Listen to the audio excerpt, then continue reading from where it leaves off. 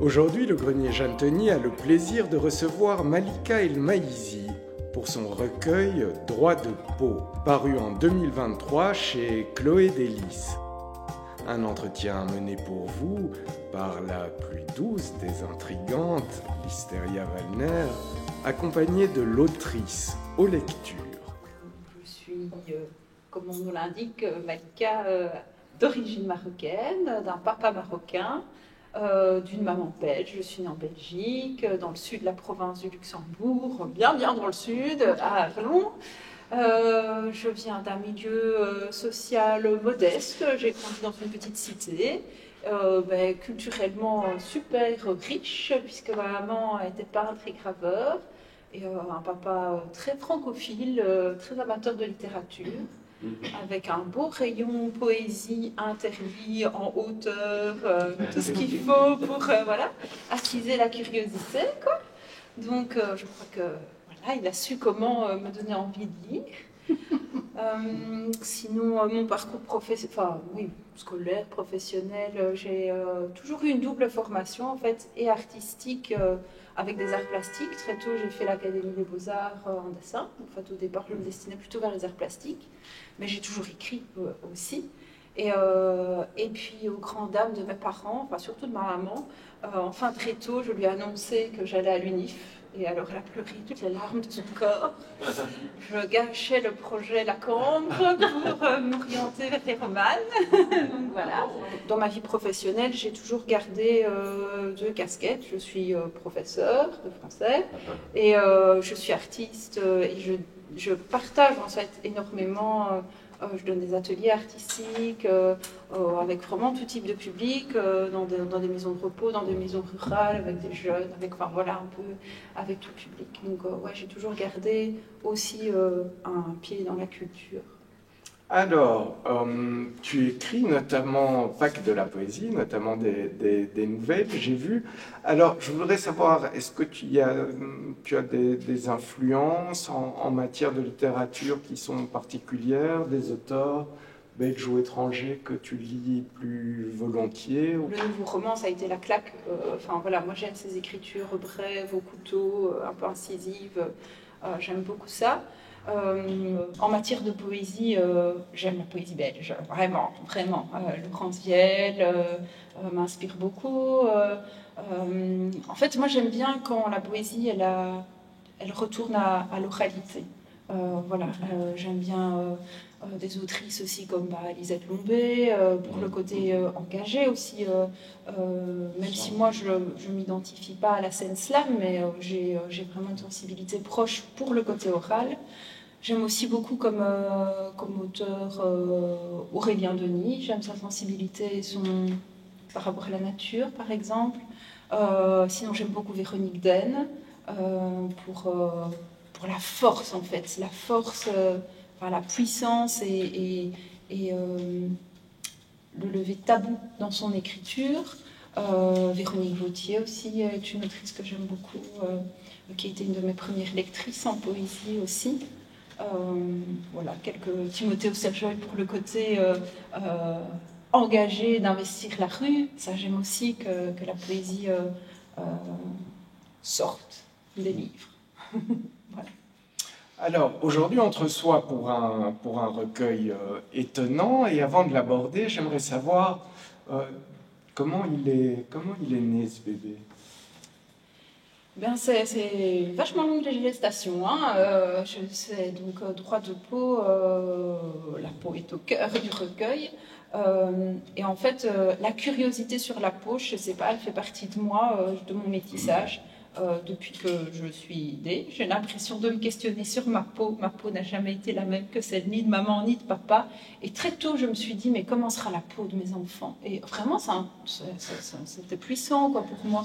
Et donc, ce questionnement sur la peau et cette curiosité est là depuis toujours. Et il se fait que ça a été un concours de moments. Il y a eu aussi un contexte où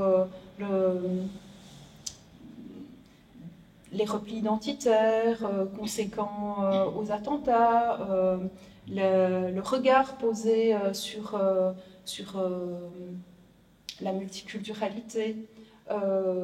Tout ça a fait germer une revendication aussi, une ouverture, le besoin de partager aussi le métissage.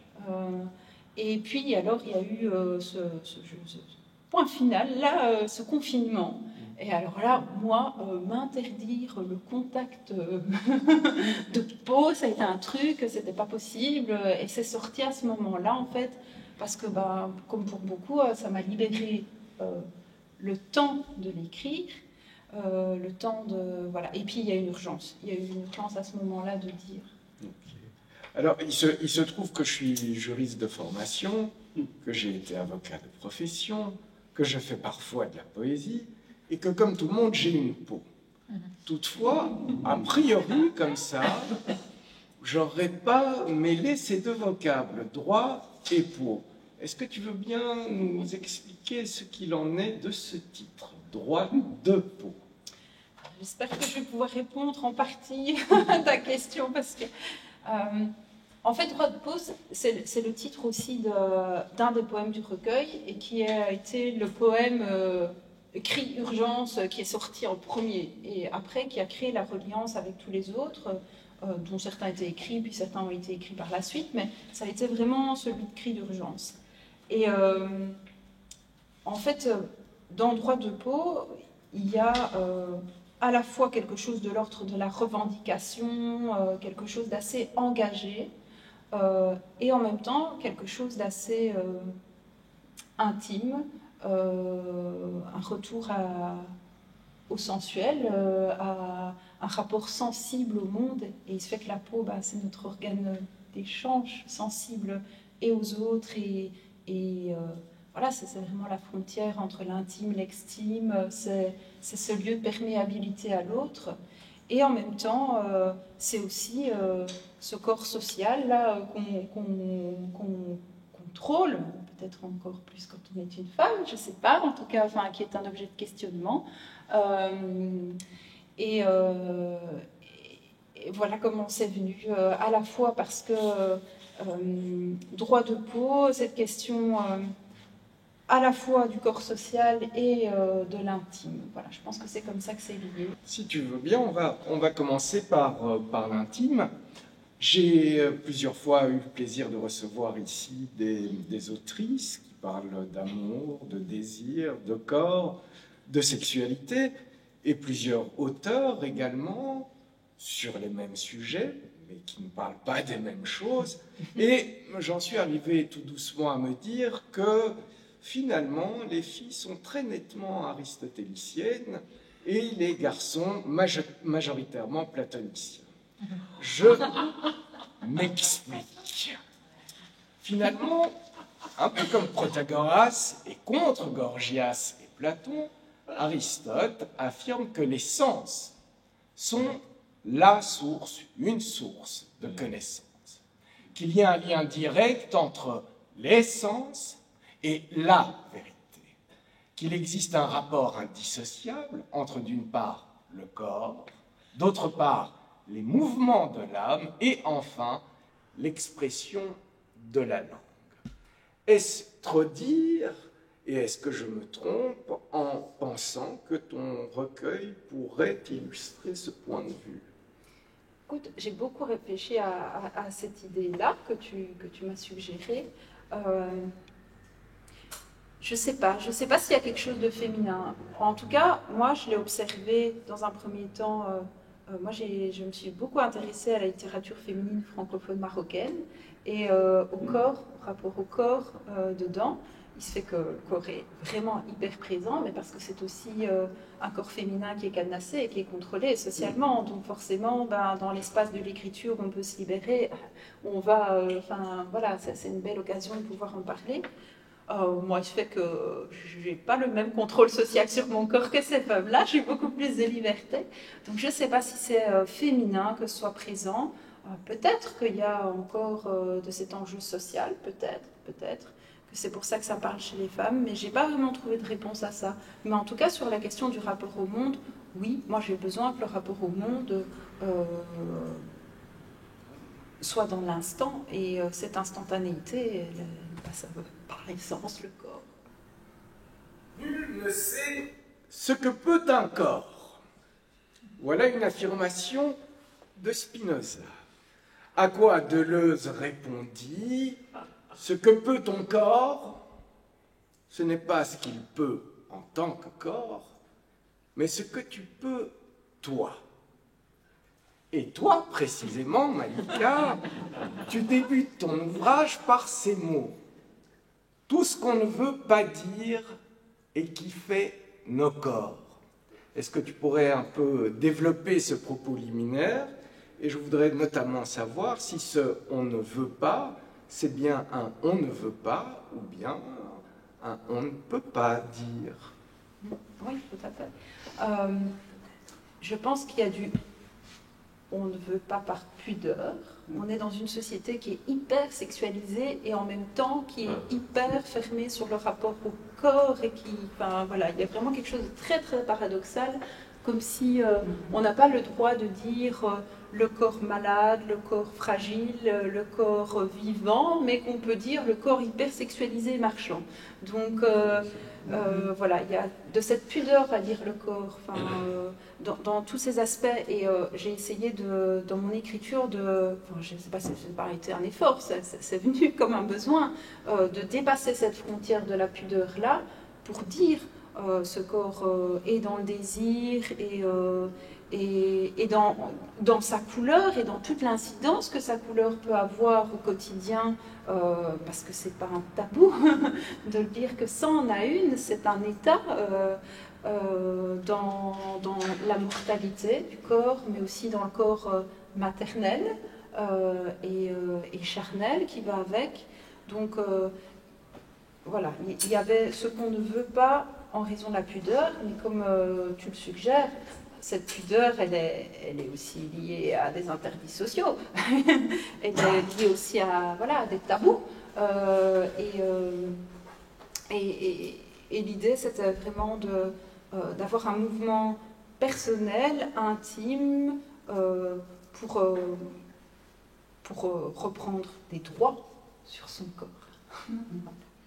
Alors, un corps, c'est recouvert, du moins quand ça va bien, d'une peau. Ça va mieux. Oui, c'est général. Un des supplices les plus effrayants qu'on ait jamais imaginé consiste d'ailleurs en l'écorchement, et c'est quelque chose que toutes les cultures ont assez bien compris. Ovide nous enseigne que c'est ainsi qu'Apollon se vengea de Marsyas qu'il avait défié, disons. L'histoire raconte et rapporte que les murs du palais d'Assur-Nassirpal II, j'ai vérifié, donc ce qui vous dit c'était Assurbanipal, non, c'est Assur-Nassirpal II, aurait eu son palais, aurait pavé les murs de son palais, de peau humaine.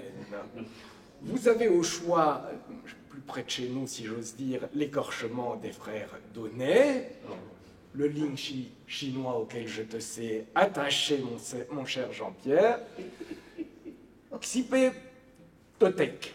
Vous ne le connaissiez pas, maintenant les présentations sont faites, c'est donc le seigneur des écorchés chez les Aztèques. Oui, c'est tout un menu.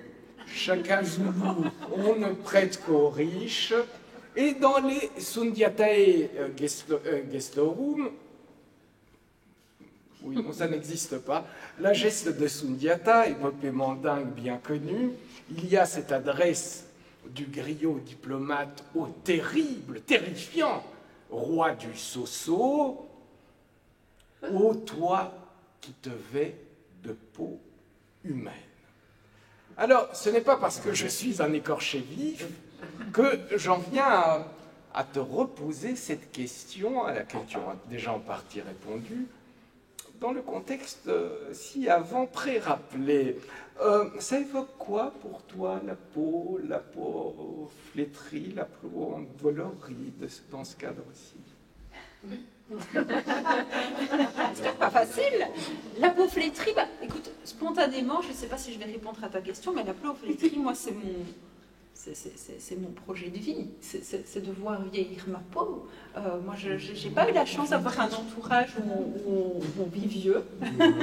J'ai encore jamais vu qu'est-ce que ça donne la peau de ma couleur vieille, parce que autour de moi, mes grands-parents que j'ai vus vieux, eux, par contre, bah, ils n'avaient pas la même peau. Donc, j'aurais grand plaisir à voir la peau flétrie et flétrir. Voilà, et j'espère une succulence avec le temps d'en profiter. Voilà. Bien, j'ai dit que ton recueil était étonnant. Il l'est tant dans la forme que sur le fond. Et avant de discuter du fond, restons un instant sur la forme. Parce que si on prend par exemple tes deux premiers textes, l'un fait un usage très particulier du point final, tandis que l'autre laisse se dérouler une phrase quasi unique et marquée par l'absence de signes de ponctuation. Est-ce que tu veux à la fois illustrer mon propos en nous donnant lecture d'un extrait de ces deux textes et nous éclairer sur ce sujet?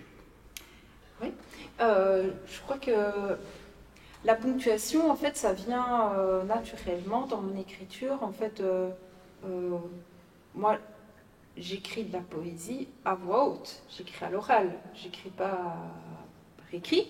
D'ailleurs, même très souvent, je m'enregistre avant de m'écrire. Et en fait, je dis de la poésie, je n'écris pas de la poésie, je la dis. Et pour moi, elle doit être entendue dans ce même va-et-vient, pas que lue. Voilà, moi j'ai vraiment un rapport très oral. Et en fait, le rythme, c'est la base de mon écriture. En fait, quand un vers surgit, il surgit scandé, il surgit dans un rythme, et c'est cette rythmique-là, ce souffle-là que je recherche. C'est très... C'est difficile à expliquer, mais c'est très fortement lié au sujet.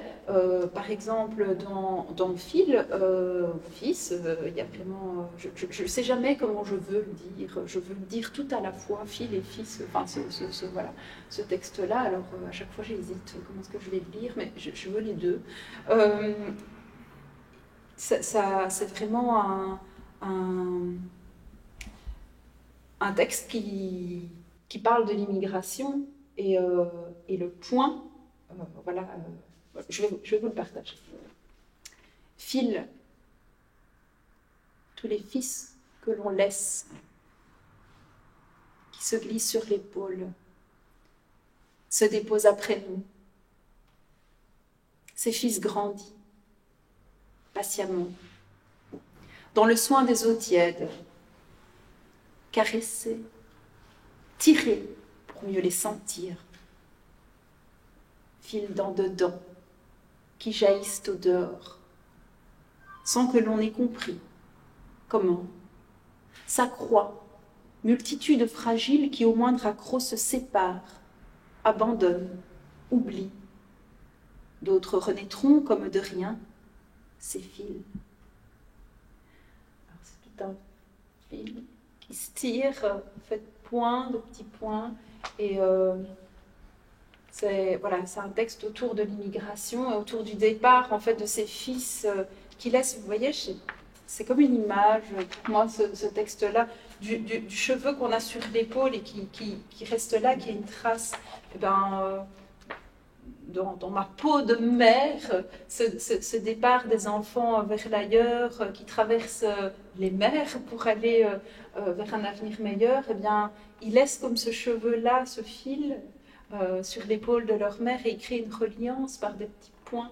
Et c'est comme ça que ce rythme, en fait, s'est nourri.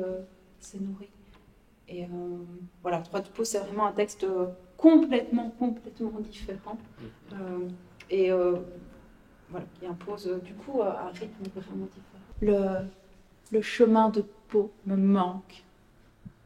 Déjà, penser ne plus pouvoir embrasser, prendre en bras de corps, enlacer, mêler nos germes de peau. Je voudrais faire corps, rouler à même la peau fine, translucible, transmissible en ses grains, rude, râpeuse, circonscrite dans nos contours, confus, désobéir, lécher, transgresser le fil de ton bras, mordiller sur les poils, toute la peau nue, libérée, désenvahie de toutes tes peurs. Je voudrais lamper à même la peau, tes bulbes, tétons, tendons, à moi parcourus, transmettre dans le hérissement toute la chair qui me te nous rend l'un à l'autre transmués, mordant à l'organe de ta pelure, tendre, qui s'effrite au soleil, craquante, croquante, crevassée, juste souffler le chemin de ton cuir. Avoir, soulever, entrer en contact, pulpe du pouce qui fouine, cherche, tâte, pulse, toujours mieux sentir que ça circule en toi, cet air de rien, de pivoine, de jonquille, et d'encore de jouir en ton grain ces horizons de possibles. Tout ce que nous pourrions démultiplier, engendrer, créer, de nous en moi, de toi mêlés deux, de vous, de nous qui parcourons, cherchons du bout du pied dans le fond du lit cet autre qui sent, fait jaillir ce qui fait je dans le fond du lit, toute cette peau m'envahit. Alors, parcourons, sinuons, de la colonne en bas, la nuque en haut, détour le lobe et ça tire, cogne, dans la poitrine se dresse, tant se presse, mais prendre le temps de sentir le poids de la peau.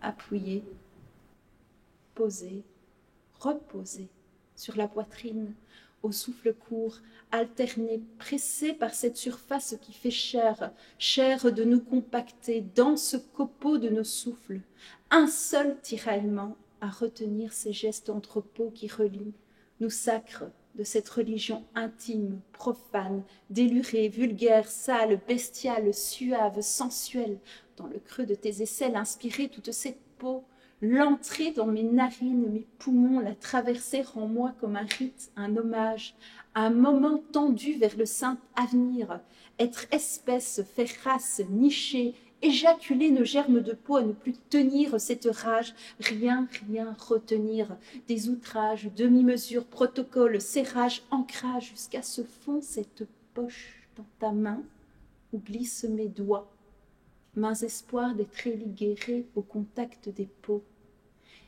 Saluer, saluer de toutes les façons de la terre, la main tendue, la bise à la joue.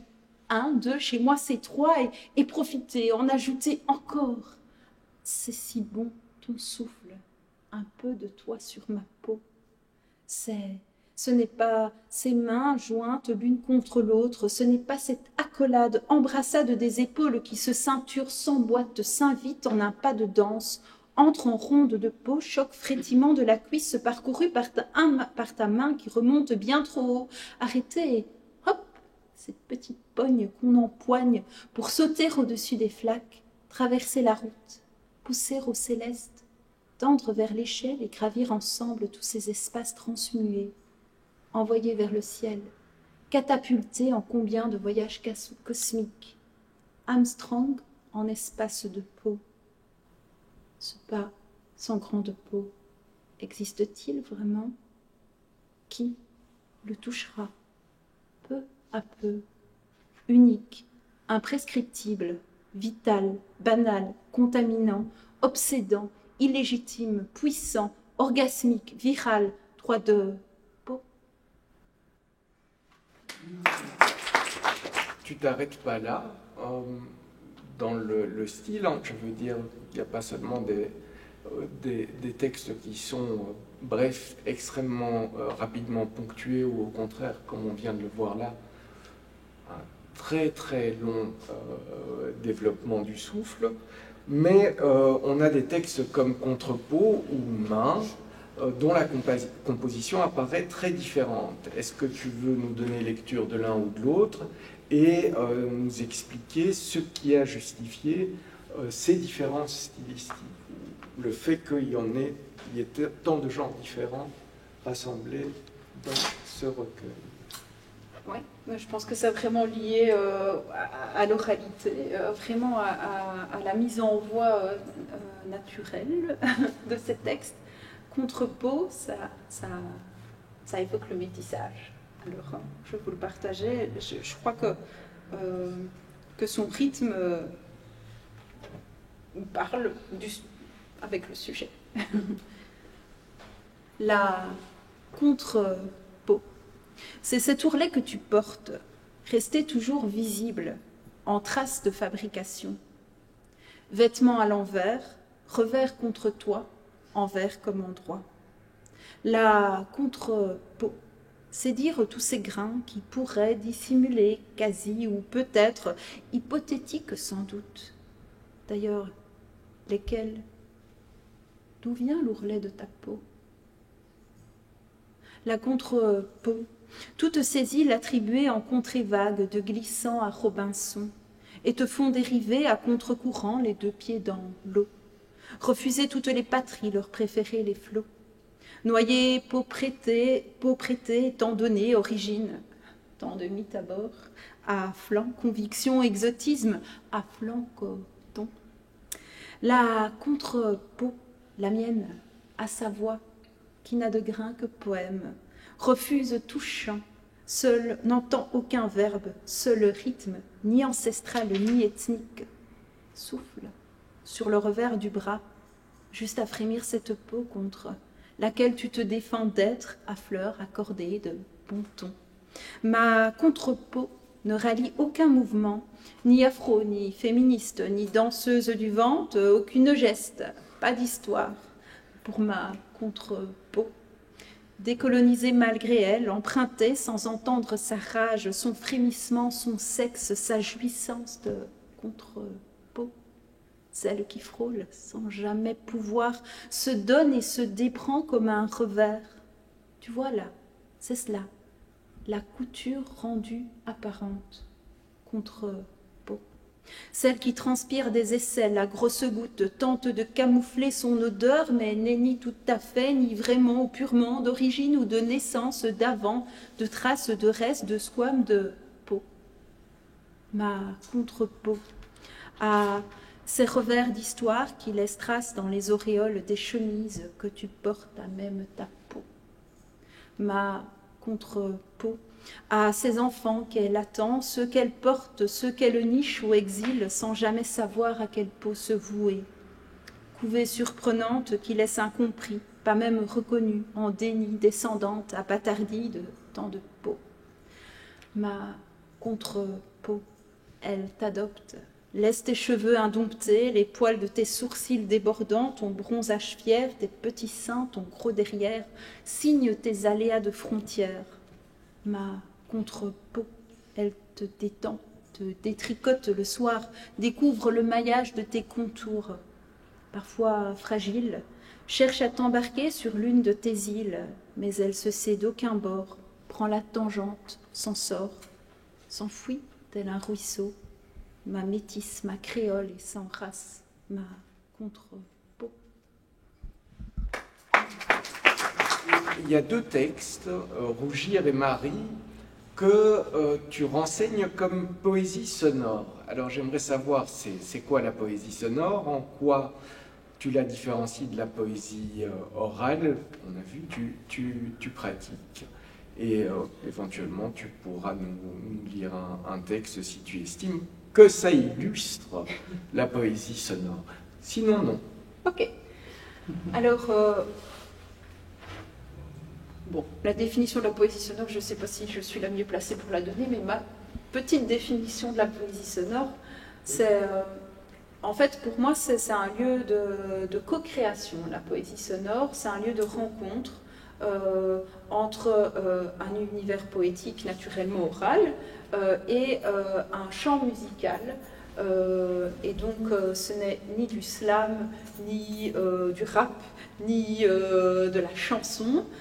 C'est vraiment une rencontre entre la voix poétique, voilà, et la création musicale. Et donc, en poésie sonore, je travaille toujours en co-création. Je n'ai pas la chance d'avoir joué de la musique. Par contre, j'ai une musicalité, un rythme voilà, qui vient avec les textes. Et donc, je travaille toujours avec des musiciens en poésie sonore. Et donc, j'ai travaillé avec des musiciens d'horizons super différents. Avec Rougir, on est parti avec Thomas Robert, qui est un musicien stabullois, sur quelque chose de très pop. Rougir, c'est un recueil, un micro-recueil poétique érotique, et qui est passé, que j'ai eu envie d'écrire sur... ce qui m'a inspiré, c'est l'espace entre les deux dents. Je trouve ça d'une sensualité infinie. Et il se fait que Thomas, qui est musicien, a sa femme qui est dentiste. Alors, voilà, on s'est trouvé sur cette sensualité-là, quoi. Et alors, on est parti sur une création très, très pop. Enfin, voilà, ça s'est mis comme ça. Lui, il est plutôt dans un univers habituellement plutôt rock, mais on s'est trouvé sur ça, quoi. Et alors, Marie, là, c'est complètement différent. J'ai travaillé avec Vincent Steen, qui est un musicien plutôt jazz, voilà, qui enseigne voilà, le piano. Et donc, alors là, il a eu plus quartier libre. Et puis finalement, on a beaucoup, beaucoup échangé. Et puis, c'est la première fois que c'est pas ma voix qu'on a posée sur un texte. Il m'a dit, ah, mais ma fille, elle a vraiment envie de le dire. Et ça m'a hyper touchée parce que Marie, c'est un texte de la féminité. Et c'est une jeune femme qui était en train d'éclore, qui l'a portée. Voilà, j'ai trouvé ça sublime, cette mise en voix-là. Et donc voilà, c'est un peu ça la poésie sonore. C'est une rencontre entre la poésie qui est un genre oral et un univers musical. Mais qui se nourrissent l'un l'autre, quoi. C'est pas un au service de l'autre, c'est pas la mise en musique d'un texte. Voilà, c'est vraiment, on retrouve ensemble ce rythme premier qui est imposé par le texte et plus par nous. Voilà. Parfait. On peut voir et écouter ça quelque part, en fait? Oui, donc et Rougir et Marie sont accessibles. Donc il y a un lien dans Droit de Pau qui permet d'entendre ces textes dans leur création originelle. Alors, quant au fond maintenant, je voulais tout d'abord te demander, droit et Pau, tu les mets au singulier, au pluriel? Parce qu'en tout cas, dans le titre, c'est au singulier. Oui, c'est au singulier. Droit au singulier parce que c'est quelque chose, c'est une revendication qui est portée, qui est commune au sens humain de la dignité. Voilà. Et Pau... c'est quelque chose d'extrêmement intime et individuel.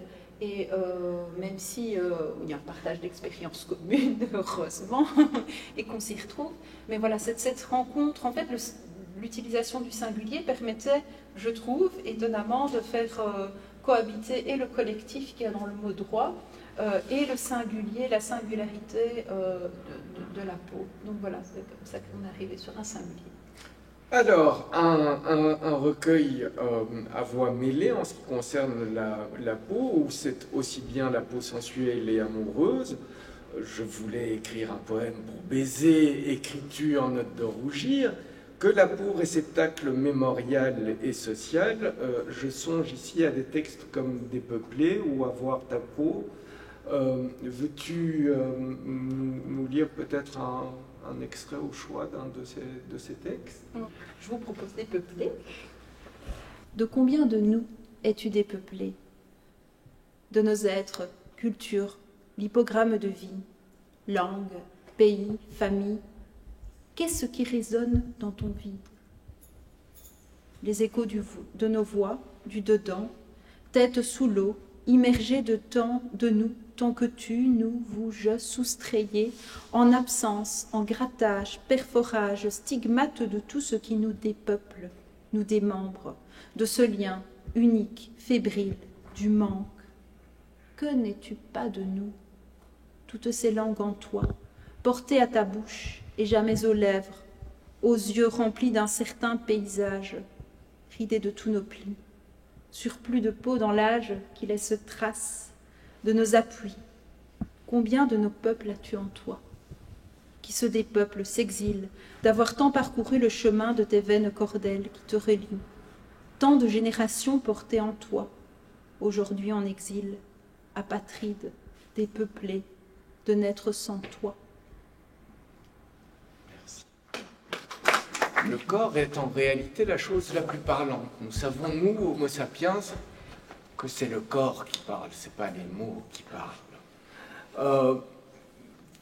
Il y a là, à la fois comme preuve de ce que j'énonce ici, le corps désarticulé des personnes souffrant de pathologies mentales, et ça parle le corps d'un fou, ça parle plus que la parole d'un fou. Et évidemment, les mille et un raffinements de la sanction pénale, de sa nécessité d'écrire dans le corps des condamnés la sentence, le supplice. Ainsi donc, le corps apparaît comme le plus puissant fil tissant du lien social, que ce soit au niveau de l'intime ou au niveau du collectif. Et c'est ce dont témoigne, et je terminerai peut-être cet entretien par là, dans un sens plus heureux, un texte qui m'est très cher, qui est Anderen, et que je souhaiterais que tu nous lises, avant peut-être de le commenter, de nous dire un mot de tes rapports à la langue française, à l'arabe et au néerlandais, et peut-être également ce qu'il en est du mélange de ton arabité et de ta belgitude. Je soigne mes suffixes, hommage à la langue arabe. Je le lis d'abord. Comme tu veux. Alors, avant de lire, je suis obligée de mettre une petite note préalable. Je tiens à présenter mes excuses à tous les arabophones et néerlandophones dans la salle, parce que ça va faire mal aux oreilles, mais ça fait partie de mes oreilles. Et donc, c'est sorti de moi, ces mots-là. Donc, voilà, ils sont sans doute sortis imparfaits, fragiles, mais ils en font partie. Andere. Andere. De rest van ons. Nous autres. Te veel. Familie en nombre. Et ad la kabira. Famille nombreuse. Alium. Aujourd'hui. Regenachtige dag. Andere. Au jour pluie. En deuil. Alium in aliat. Deuil. Au jour deuil, nous autres. In Anderlecht, laissé pour nombre. De rest van ons, dans la multitude, ombre. Nous, ons, aliam, niet tegen, niet contre. Avons besoin de rendre compte. Juste ici. Niet tegen, niet contre. Sur les trottoirs de la honte, te veel, en nombre, juste ici. Katiranaan, nombreux, course poursuivent notre ombre. Sur les trottoirs, nous, nombre, aliam, pour juste ici, ni tegen, ni contre. Aujourd'hui, in regenachtige dag, juste ici. Pour dire slama, adieu tout. Basta, tot ziens, adil. Faire son deuil aussi, et dans la même phrase pouvoir dire juste ici. Voor de rest van ons, adil est un nom arabe. Pour nous, autres, ce nom veut dire justice. Et pour Aliam, nous tous, is het Belgische taal?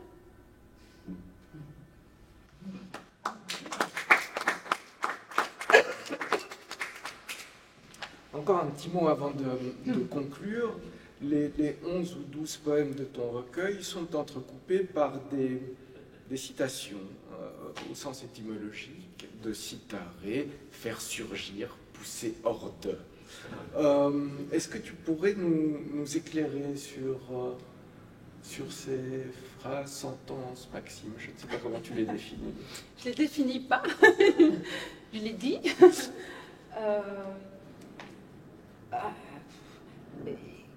D'un même souffle qui peut être celui du derviche tourneur là, qui respire pas comme certains de mes textes, ou des choses extrêmement ponctuées d'arrêt. Il m'arrive d'écrire très souvent des petits vers, et tous ces petits vers, en fait, je me suis rendu compte que à l'amorce d'un groupe de poèmes, ils en orientaient la réception. Et donc, comme dans Droit de Peau, c'est vraiment une composition qui fait voyager de l'intime au social, à une dimension plus engagée. Eh bien, ces petits vers-là guident un petit peu la réception des textes à suivre. Oui. Bien. Alors, pour terminer, je voudrais savoir quels sont tes projets. Ah, plein. Alors, en littérature, quand même, continuer les ateliers, continuer à partager en fait le plaisir d'écrire, et surtout à faire sortir la poésie de toutes parts, voilà, un maximum. Donc oui, je continue les ateliers. J'ai un prochain recueil qui est en voie d'édition chez Bleu d'encre, qui s'appelle Marie. Donc il y a une suite au Marie de Droit de Peau, voilà, qui a été amplifiée. Il y a plein d'autres recueils à la maison qui demandent que Malika trouve de l'énergie pour les défendre. Et puis voilà, je continue à écrire. Eh bien, chère Malika Elmaïzy, je te sais gré de nous avoir gratifié de cet entretien et pour te remercier de ta participation à ces masques et la plume, cette rose qui ne devrait être pour toi qu'une pierre de Ronsard.